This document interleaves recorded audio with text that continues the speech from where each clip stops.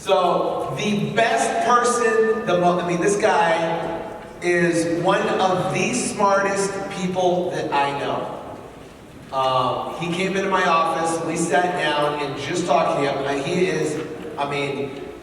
He asked all the right questions and literally skyrocketed off and just has done amazing things. And the cool thing about it is, not only has he built a massively successful wholesaling operation, he was here on stage earlier for our panel, but also too, he has such a huge heart. He loves teaching, loves giving back, him and Max Maxwell did the event, Wholesaling Elite, which there's over 1,000 people in the room. He did the majority of the content for that group, and all I heard was absolutely raving reviews for this guy. People love him. He knows the business inside and out. He's completely in the trenches, and he just bought a Tesla yesterday, I think it was. So he's happy. He's a Tesla guy. In a big old truck. He has a truck that I had needed like a step ladder to get into because it was so lifted. Anyways, so he's amazing. So we're gonna help here. I'm gonna help you. We're gonna do his video right now. So check out this video real quick and bring him up on stage.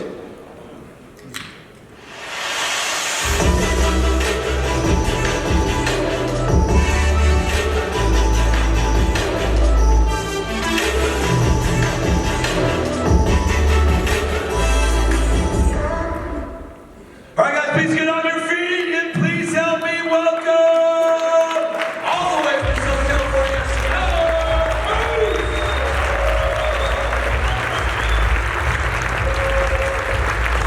How's it going?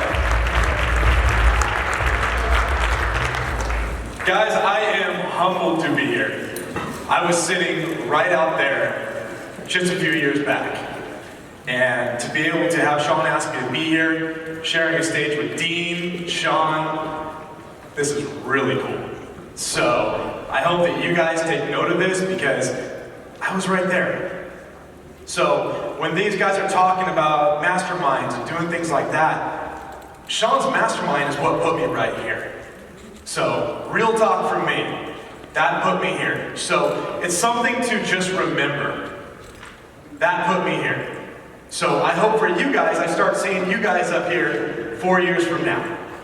So Sean asked me to come today and speak about how I've scaled my business. So one thing that we do very well is we have grown now, we're in 4 states. Southern California is our main market, but I'm gonna teach you guys what we have done to actually get my business to the next level. So you guys have sat here and you've learned a lot about how to kind of get going. Some of you guys have had a lot of deals. I saw the trophies that were given out the other day. But at this point, we're going to start talking about, you started doing deals. Now, how do you hire? How do you pay people? How do you do this? So I'm going to walk you guys through exactly how I do this in my business. And I'm going to try to throw so much information in here. I've got 60 minutes, so I probably won't have a lot of Q&A after, but literally come and find me out in the hall if you've got questions on what I said. And I will make sure I try to answer these all for you guys. So, should we get going? Yeah. All right.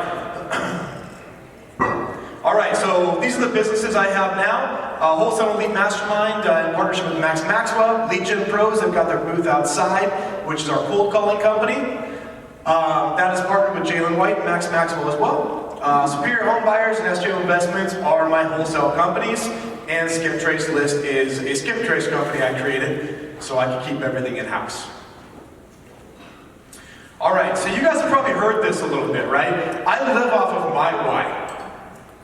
And some of you are probably going, well, why does that really matter? What is the reason that you want to get out of bed every single day and do this business? You have to have that. So, there's a reason you're starting it. There's a reason you're doing everything you do every single day. Do you guys want to work until you're 80, 90? Shit, I don't even want to work anymore, right? But I'm going to do it. But if you guys want to retire early, maybe that's your goal. Someone once told me that my why could not be I wanted millions of dollars. Screw that. If that's what I want it to be, that's what it's going to be. Don't let anybody else tell you what your why can or cannot be. But this is the reason you guys are doing what you do. So on your paper, I know you guys are making a ton of notes. make sure you write down what your why is. Doesn't have to be right now, but make sure you do it. Like, why did you buy a ticket to this event? Why are you here? This is the third day. It's a long time to sit in a seat.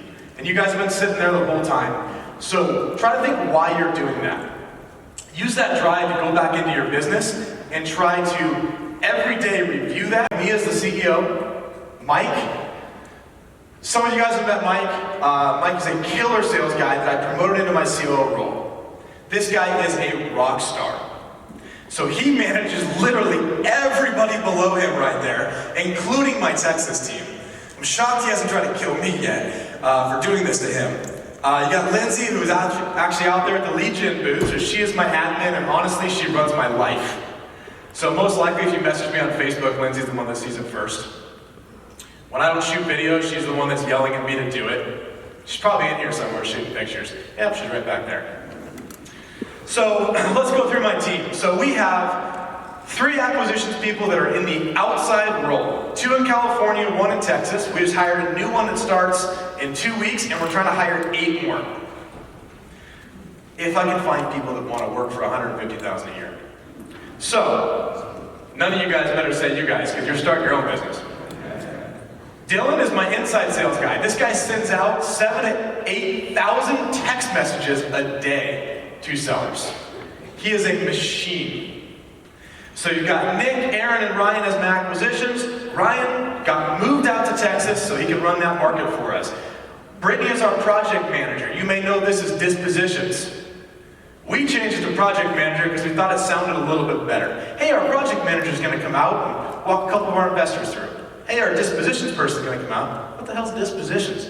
So we changed this to project manager a while back, and it was very well received. Cassie is our leads manager. She's been with me since almost the beginning. She likes to give me crap because I hired somebody else over her, and then I had to go back and hire her because the other person walked out of the office, just left. So Jim, Chris, and CJ, they're all of our VAs. So Cassie manages them, and these girls take in over 400 phone calls a week just for the California and Texas market. Haley, we could not live our life without Haley. Haley is our transaction coordinator. Every single contract that my guys get goes right to Haley, and she runs it through escrow. She takes care of everything. Acquisitions people should have one thing to do. I like to call it pen to paper. Get the contract. They take it, they get this contract, they pass it to Haley, and they move on. Because their job should not be babysitting a contract they just got. They need to move on and get another one, and pass that one to Haley, and another one, and pass that one to Haley. Until Haley says, oh my God, like she just did a few weeks ago. She's a little overwhelmed right now. We had like something like, between all of our areas, like 60 properties in escrow right now, and that was a little overwhelming for her. We've kind of found her breaking point. PDX Renovations, this is the company I partner on. So I'm a part owner in this company, I run the operations, and my good friend Joe Taylor, who actually I met in John's mastermind, he's running the creative financing deals. So again, Mike's below us in this, and they're his team here. So we've got a couple acquisitions people there, a project manager, transaction coordinator, and Charlotte's the leads person. So this is a pretty new team for us. Team has shrunk a little bit since we came on. But we're getting killer people in place and ready to move this forward. All right, so you've seen our team. So let's talk about how we actually do this. How we actually run on a daily basis. First, pay structure. Pay structure is very important. Now, keep in mind I'm in California when you guys look at some of this. So if you guys are in a cheaper market, you definitely can get by with paying your employees a little bit less. Our lead manager gets $3,000 per month. And everybody in my office is incentivized based on our closed deals. Now that is something I'm going to tell you is a great idea because it makes people have ownership over their areas of the business. So, $3,000 per month plus $100 per closed deal. My COO, I love it. He gets no salary, but he gets 20% of the profits of my entire operation. Whew, I should have renegotiated that one. When you try to negotiate with a salesperson that's really good, whew, I started at like 1%, hoping I could get him to a good spot, but then somehow we ended up at 20 before I even blinked. So that's how you know you got a good person on board. But all joking aside, Mike works his ass off for us. So Acquisitions guys, they're between 10 and 15%, depending on how long they've been with us. So we do this with all of our areas, Texas, California, Portland, Oregon. So all of them, Portland, Washington, sorry. All these people are on Zoom calls in this meeting, and we go through everything. Now, who here likes to pay taxes? Better not be any hands up. All right. So every time we have a wholesale deal come in, I separate money into 3 different accounts. The expense account, 55% of everything goes into. 30% the tax account. Now you should not be paying 30% taxes, but I would rather have more in there than have to pull money out later. Profit account, 15% goes into. So what this does, it makes it so I'm not surprised, right? I have just enough money in my expense account to run my business, my marketing, my payroll, everything like that. The profit account's the fun account. That's bonuses, that's distributions. Anything from the tax account that does not get paid, anything that we have to pay less than 30%, that difference goes in the profit account. And my team gets bonuses based on that. So, this is a good way to separate your stuff. Don't get surprised with a bill at the end of the year. Have that money set aside so you know you have to pay that. There's a lot of people I will literally mess with in this world, but the IRS is not one of them. So make sure you guys really set that money aside. All right, who wants to see our marketing? It's Sunday, you guys are quiet. Come on! There we go. All right, these are the lists we mail, and these are the sources we get these lists from. Probates, tax default, empty nesters, trustee sales, inheritance, elderly, 65 plus that have a 2-story house. You know why we do that? You can't walk up the stairs anymore. Well, eventually. So anyone here that's 65, I'm not saying you can't walk up the stairs. But you start getting to that point where retirement's coming, but a 2-story house really adds an extra layer on that. Vacant and death. So we pull these from ListSource, Rebo Gateway, Your Lead Broker, Foreclosures Daily. We skip trace every single one of our lists so we can hit it every way possible. We don't mail one list and call the other. We do everything we can to every list. Because if they don't like text messaging, maybe they like mail. If they don't like mail, maybe they like cold calling. So we try to make sure we get in touch with these people every way possible. And we track every single different way we mail every list, every single way we cold call. We do that for a reason, so we can see every single deal that came in, whether it came from the vacant list as a cold call or the vacant list as a text. We use different numbers in CallRail for all of that stuff. We have campaigns set up in our Podio based on that as well. Even if you guys are just getting started, you don't have Podio, there's a free version to get started. Get it going, get your leads in there, make sure you guys are tracking these things. Once you get to the point of having to actually pay for it, you should be having deals come in to actually pay the dollars for it. But have that system set up. Don't use an Excel sheet. Is anyone using an Excel sheet to track their leads here? Nobody wants to raise their hand. Oh, there's one of them. All right, don't do that. So that's not good, right? You need to have reminders pop up. Podio will help remind you. Call this person on Tuesday. All right, so we talked about cold calling, so we use Allegiant Pros that's out there. Yes, that is my company, but I will never put a product out that I don't physically use. So, cold calling, a numbers game. Don't sign up for it. Tomorrow call us and say, I haven't got any deals. It takes some time. Cold calling, you have to nurture. You have to talk to people, follow up with them. If you don't want to have a company do it for you, pick up the phone and dial. Use a dialer. Use ZenCall. Use Mojo. Do something to get in front of these people. Cold calling is a pretty cheap way to market. It's also very time consuming. So, make sure if you do it, you're consistent in it. You keep going with it. Have you guys ever heard of the litigators list? All right, so there's a list out there, the serial litigators list. This list are people that literally sit around and wait for you to mess up. Their income is suing people. That's what they do. This list is available out there. People love to sue people, right? So these people wait for you to send them an RVM when it's not legal. They wait for you to send them a text message. They wait for you to mess up. They register the do not call list. If you call them, good luck. They hire an attorney. They send you a letter and say, pay me $20,000 and I'll go away. Or, if you don't want to, I'm going to sue you. I'm going to subpoena everybody you ever text messaged, everybody you ever called, and I'm going to have them all join in a class action lawsuit against you. Because we make $30,000 on average more by standing belly to belly with that seller. $30,000 more. You guys remember how many deals I told you I'm doing this year? It was over 200. So, $30,000 more for the 40% we go in person. So, well, everyone's doing virtual wholesaling. Fantastic. Yes, you can do it. But what if you can get $30,000 more by standing in front of that seller? If we talk to them and say, I will give you $300,000 for your house, I'm going to go there and I'm going to get that house in the twos. Because I showed up and walked that house. We will obtain a signed agreement 75% of the time we go to a house. That seems high, right? Because we pre-qualify. We don't go to a house until we start getting some numbers out of these people. We don't just say, okay, you called me, I'm going. Have you guys ever sat in traffic in California? If we did that, we would be literally spending all of our days sitting in traffic. When I first started, I was doing acquisitions and I had to drive to LA and come back at 5 o'clock.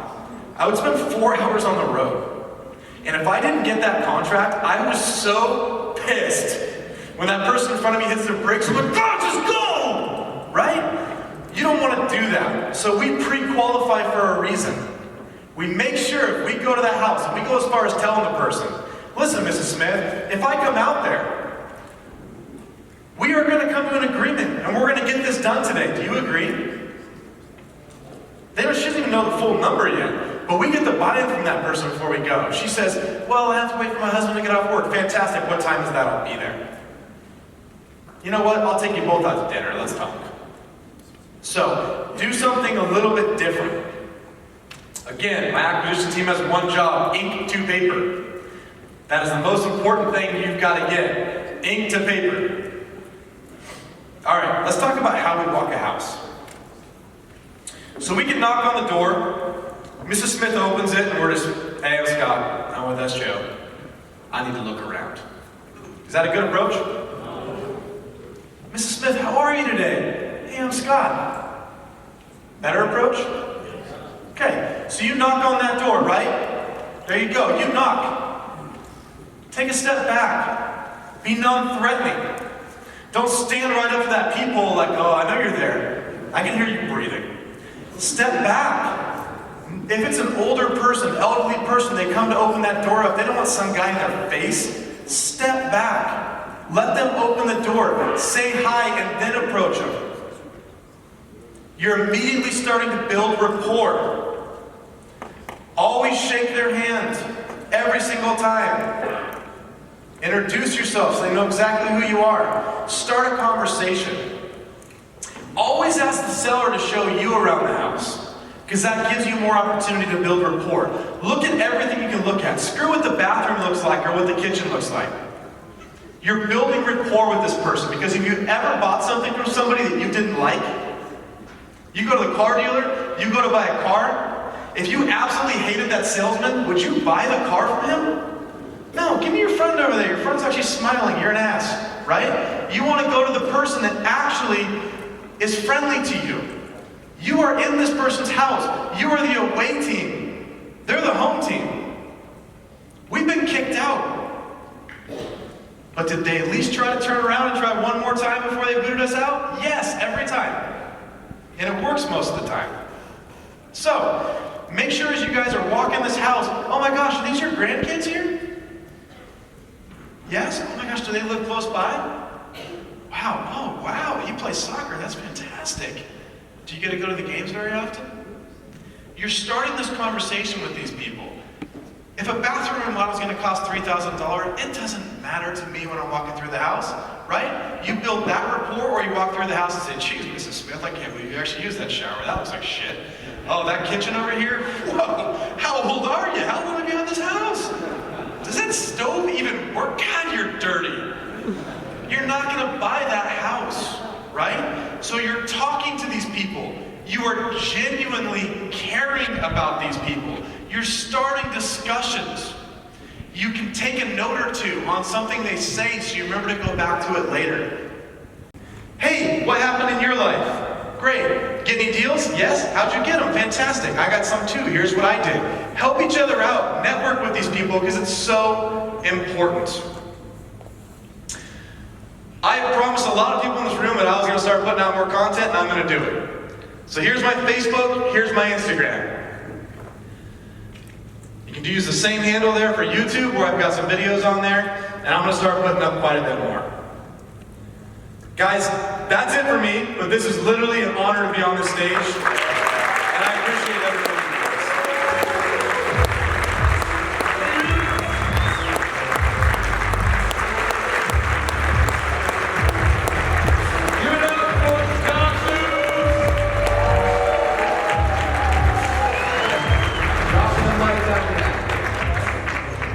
Cool.